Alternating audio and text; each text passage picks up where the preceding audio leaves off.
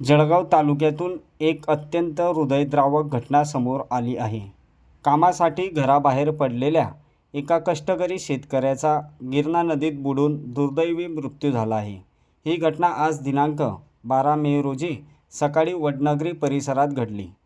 मिळालेल्या माहितीनुसार वडनगरी येथील रहिवासी दिलीप रामभाऊ कल्याणकर वय 55 आणि त्यांचे सहकारी चिंतामण नाईक हे दोघे दररोजप्रमाणे मजुरीसाठी खेडी भुक्कर शिवारातील शेतात जात होते।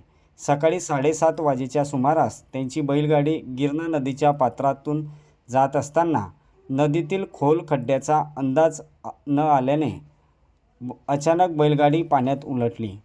या घटनेत चिंतामण नाईक यांनी प्रसंगावधान राखत गाडीतून बाहेर उडी घेतली, त्यामुळे त्यांचा जीव वाचला।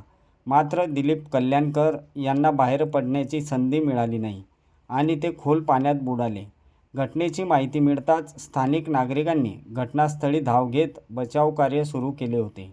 तब्बल 3 तासाच्या शोधानंतर दिलीप कल्याणकर यांचा मृतदेह नदी पात्रातून बाहेर काढण्यात आला। मृतदेह बाहेर येताच नातेवाईकांनी एकच आक्रोश केला। या घटनेमुळे वडनगरी परिसरात शोककळा पसरली आहे।